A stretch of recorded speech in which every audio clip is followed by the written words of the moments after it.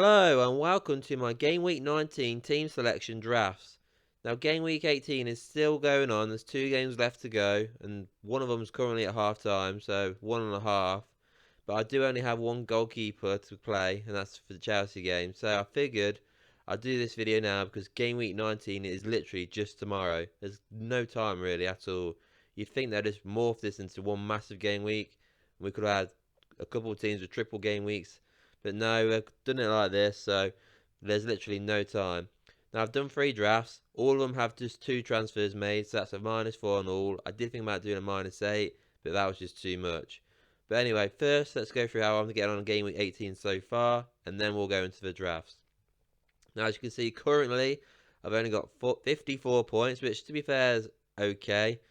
There's a few disappointments in the team there, but I have got a small green arrow as so far, but that could easily change in these next 2 games. 1,112 looks alright, but like I said, I reckon I could end up with a red arrow here. Currently got a small green one, but I reckon it will go down because I only have the one player. Now with my defence, I have added the point on from Cancelo to Thomas, so this does include Thomas in this. So Cancelo, he didn't even come on for Man City. That was a massive, massive shock, I think, for everybody, including myself. Not only the fact that he was benched, because he was benched the other night, but he did come on. And the fact that it was such a tight game, Man City weren't even winning. They didn't even put him on. That was a huge, huge shock. Will he play in the next game? I don't know, but it's just a massive shock. I don't know what's going on right now with him, but we'll have to see. Pep just seems to currently go, right, I'm going to drop all you guys, and I'm going to put all you guys. So, for example, Foden playing so well. No, I'm going to not play him now.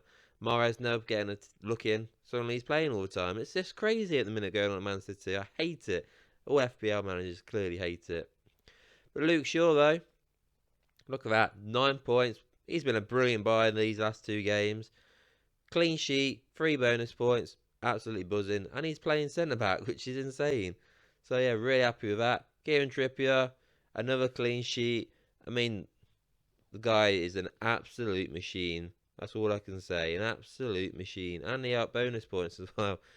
3 bonus points. He did get the yellow card, though, which was a little frustrating. But, hey, everyone's got Trippier now, so it doesn't really matter. And obviously, Thomas, 1 point.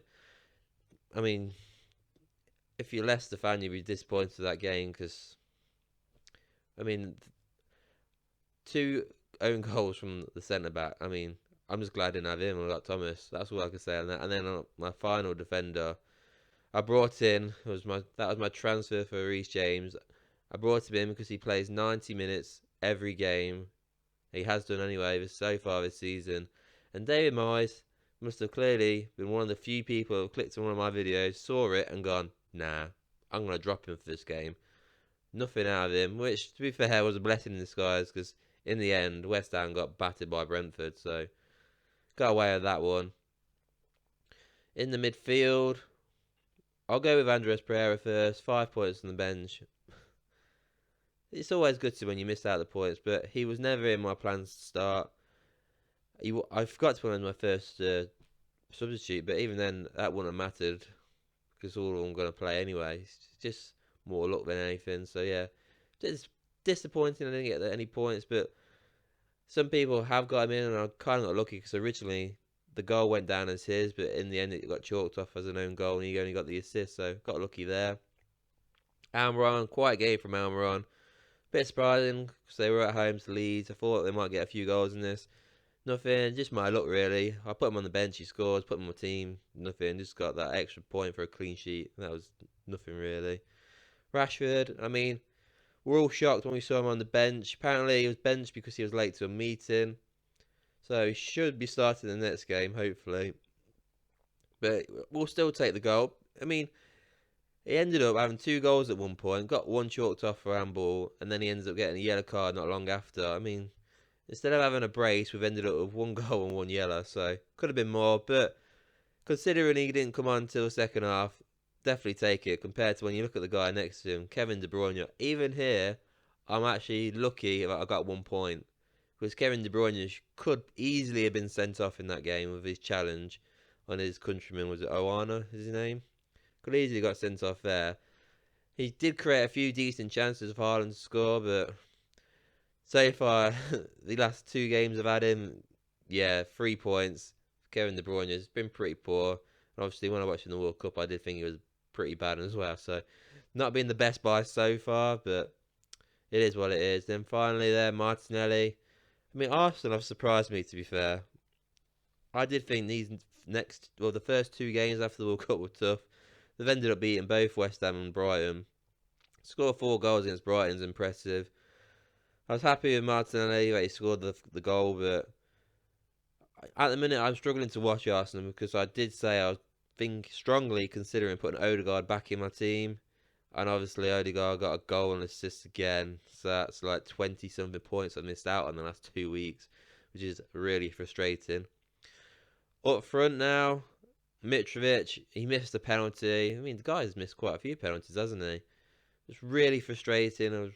I generally thought when I found out it was a penalty for him, I thought buzzing points. He missed it. Unfortunately, that's meant he's got no points. All I can say is thankfully he didn't get a yellow card because it could have been a minus in the end. So yeah, unlucky there. It is what it is. He's got a double game week obviously coming up, so hopefully he can get some points then. But yeah, disappointed for 0.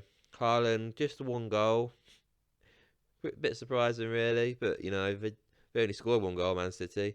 He got a yellow card as well, so lost a point there as well as. So a bit disappointing really. I mean, when Haaland doesn't get a brace or anything, your points do seem to drop considerably. So I just have to take the goal. Obviously, in hindsight, it would have been great if I had Martinelli, but it is what it is. And then finally, Darwin Núñez. 5 points for Darwin Núñez. He got an assist. Should have scored the goal really, but he didn't. He hit the post, and the centre back at Leicester decided to show him how to score goals. So yeah, got an assist. I mean, I thought he should have deserved at least a bonus point, but he didn't get any. Watching him now, chance, still getting all the chances. He ain't scared to shoot, but man, just get a goal, man. It's not hard. Come on. It is funny to watch, but at the same time, when you've got him in your team, it can be a bit painful. Anyway, that's how I'm getting on so far. I'm hoping for a clean sheet. I'm not expecting any save points really for the Chelsea keeper. So realistically, I'm hoping anyway that I'll end up with 60 points. Obviously, no my luck, Forest score after 10 minutes because they are at home, and I'll end up with just 55, 56. But hopefully 60. Maybe maybe some bonus points as well, but my hopes aren't high about it. But hey, who knows? But yeah, that's how my team is looking so far for game week 18. Right then, so this is my first draft for game week 19. Now, as you can see clearly, you can see the rest of my team, so there's no point really hiding it, because I've already mentioned I've only made 2 changes, and you've just seen my team anyway. So as you can see, the first draft, I made 2 changes to the midfield. I've taken out Kevin De Bruyne. I mean, the first 2 games back, it's not been great. Three points of returns, pretty poor considering how much he costs. And with his fixtures coming up, they are pretty tough, Man City. So I figured what I'd do is I'd have a look at taking him out and bringing somebody else in. And then my second one is Pereira. Now, obviously, dual game week coming up, so it might be a bit of a surprise, but they are tough fixtures for him. Leicester away, Chelsea home. It's not. I mean, obviously, Leicester were poor last game. Well, they've not won a game since they've been back from the World Cup, so that I have a feeling that's not going to continue. I think they might beat Fulham here. And then Chelsea at home's tough. Newcastle away after that. Spurs at home. Chelsea away again. There's a lot of tough fixtures out there, and I have quite a bit of money in my bank, so I figured I'd take him out and bring a better midfielder in. So Mo Salah's the first change I made. Obviously, straight swap really with De Bruyne. I mean, obviously, there's a bit of a price difference again now, but 0.4, but I had plenty of money in the bank anyway. So yeah, I took out De Bruyne, and I've looking at putting Mo Salah in. Mo Salah, since the return, to be fair to him, he's looked pretty decent. He's got 14 points in the last 2 games. Obviously, that's a lot more than De Bruyne. He's really unlucky, I think, not to have got a goal against Leicester. I mean, to be fair, thinking about it, he weren't great, but he scored a couple of offside goals. So he was close, and obviously he scored against Villa. So he's looked sharp since he's returned. Obviously, his next 2 games are away, but then his first game back is Chelsea, so they are tough games to be fair. So I'm and erring about it still, but obviously De Bruyne's fixtures aren't any better either. So that's one possibility I could make there. And my second possibility is obviously Martin Odegaard of Arsenal. I mean, this guy's really, really tough to watch at the minute. It really burns me up seeing him doing so well.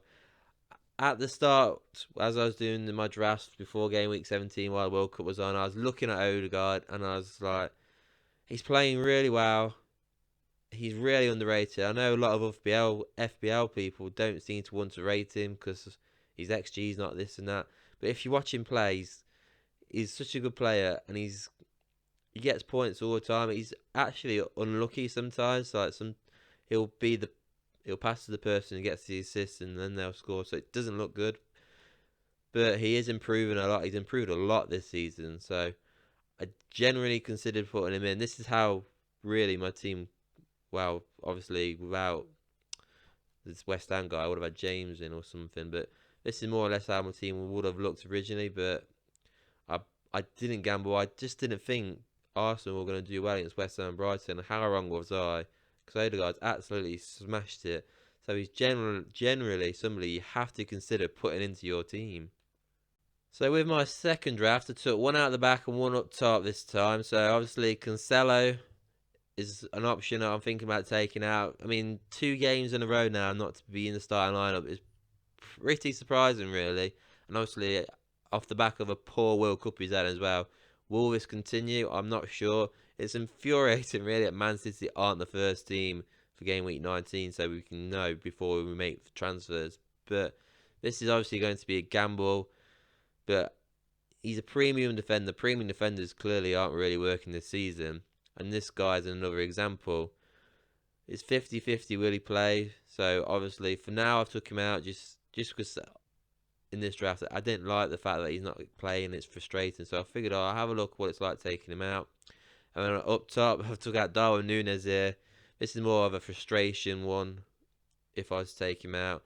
Because the guy does get loads of chances. And I would like a Liverpool player, at least one. But the guy's he doesn't score. So I figured I'll look at a replacement for him to see how it looks there. So the first change I made was Trent Alexander-Arnold. Straight swap for Cancelo, similar price.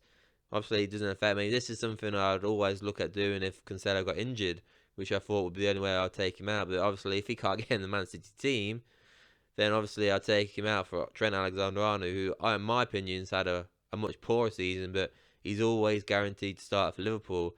Now, if you watch him against Leicester, his attacking play, I mean, he got an assist, but it was pretty lucky, and his crosses weren't really that great, but defensively, he played a lot better. Whether that will obviously keep going, I don't know, but he got a clean sheet. Well, he didn't get a clean sheet, but he got 3 bonus points, so he got a decent return still, even though he didn't get a clean sheet. Liverpool still look wobbly at the back, but I know I said you shouldn't really have. There's no point having premium defenders, but it's always nice to have one. Because sometimes that one can get you 18 points in the game, and it's just like wow. And he's obviously one of them. Obviously, I could also change for Robertson, but Robertson did go off. I don't know if he's injured, but he did go off early against Leicester. So, and obviously he does have a lot of he does have competition for his place, and with the fixtures close together, he could get benched in the next game. So more confident there going with Trent than Robertson. Now with my striker, this one would be a gamble if I go for him, because Tony's currently 50% flagged up to play in the next game.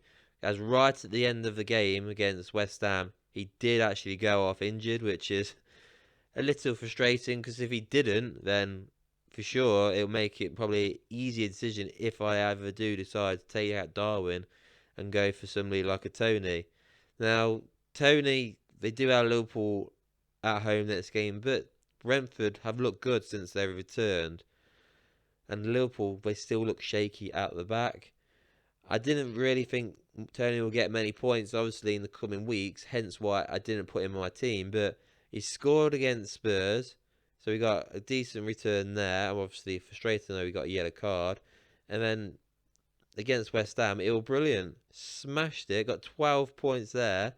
They got a goal and an assist, and they got the bonus points on top. So he is in form. Obviously, he has that shadow around him with his gambling, but you got to, as an FPL person, you may as well ignore it, because if there's not going to be any kind of suspension, then stuff it. You may as well go for him, because if at this rate, that's 17 points that we've missed out on just because, or we could get a ban, or I mean, the fixtures, they didn't look too bad, but I didn't think he'll do that well. And obviously, just before the break, he scored 2 against Man City, so he's really burned. Well, he's burned me because I took him out when he got suspended for just 1 game. So yeah, there's a regret that I made taking him out just because he was suspended for 1 game. So Tony, he's looked good since his return, so he's definitely a good option that I should really consider putting into my team.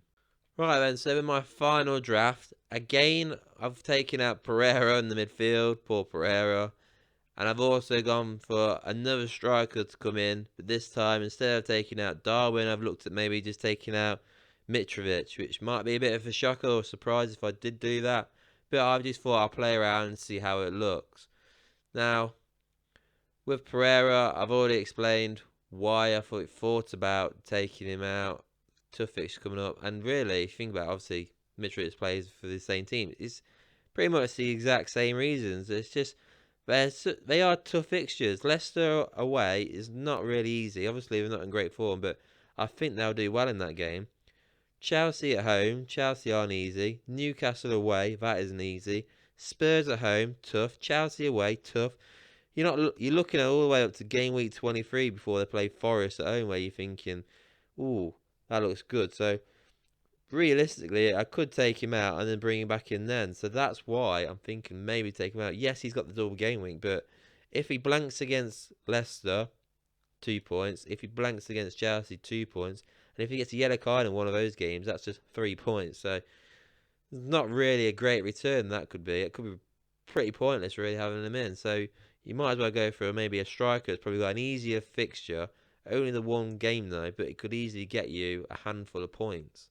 So I've gone for Trossard to replace Pereira. Now, he's been a bit quiet recently with a lot of FPL people not really giving him much of a mention. I mean, he's not smashing it recently, but his next game, Everton away. I mean, Everton are in poor form really, so he could do decent there. I mean, he's got his favourite team, Liverpool, which he just seems to love to score against Liverpool. So that's one to keep an eye on. And then Leicester away, pretty tough. And you've got Bournemouth, Crystal Palace, Fulham. They've got pretty decent fixtures, Brighton have, really, in the coming weeks. So, I mean, we saw how good they were at the start of the season. Can he continue? I think he probably could. I mean, he's in the form of his life. Yes, he's probably been quiet in the last couple of games, but I do think he could be a really good option, really. So that's why I put him in. And then my final one was Che Adams. Now, I mentioned him a couple of times in a couple of my past videos, how he's got really good fixtures coming up, to be fair to him. So I don't think you can ignore that.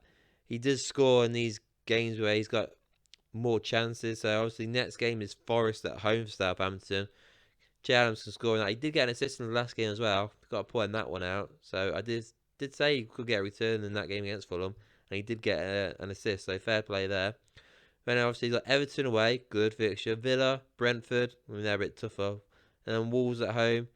So that's a decent run right all the way up to game week 24, where you could probably look at that taking him out then, because that's when they've got Chelsea away, and you're not getting much there. And after that, it doesn't get any better because they've got United, Spurs, West Ham, City. So yeah, these next 5-6 games he's got coming up.